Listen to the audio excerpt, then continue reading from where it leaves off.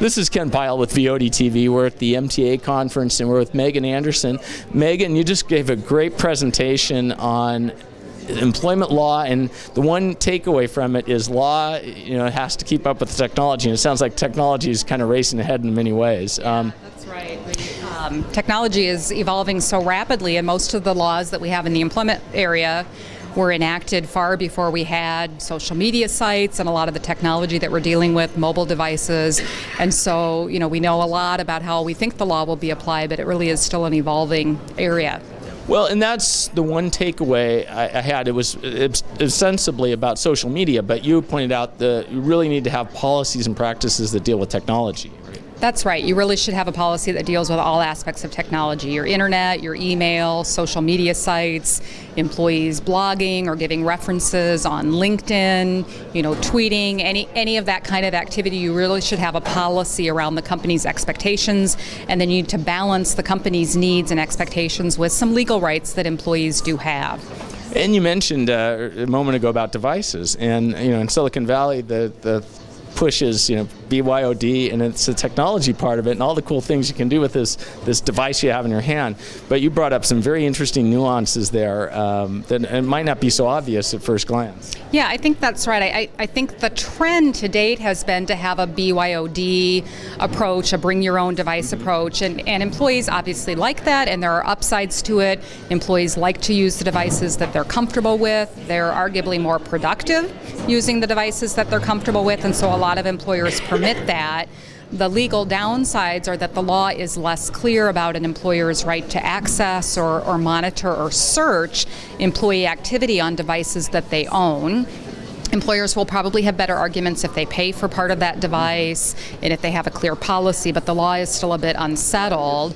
And so employers have a little bit less control, and there's more question about whether you can get into those devices to access the data, and particularly when an employee leaves, if you're wanting to make sure that you have received all of your business information and confidential information back, it can be a little bit trickier. We're encouraging our clients increasingly to consider whether they should have an approach of paying for and providing the device so that they have more rights over the device, or if they are going to allow BYOD, that they consider having a policy and perhaps even a provision in their confidentiality or non-compete contracts where they make clear that they have the right to access those devices if they need to search them, and that when an employee leaves, the employer will turn over that device to have the business information swiped from the device, or if the employee refuses to do that, that the employer, if it has the technology to do this, could consider doing a remote swipe of the device.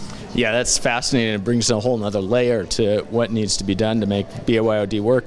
Another one that you see it all the time, the LinkedIn endorsements and recommendations, and you pointed out that this cuts into employee law. It does. A lot of employers have what I often refer to as a rank, file, and serial number reference policy, where they limit the information they give to dates of employment, positions held, perhaps some salary information. And the reason most employers do that is they're trying to limit potential defamation risks or invasion of privacy risks.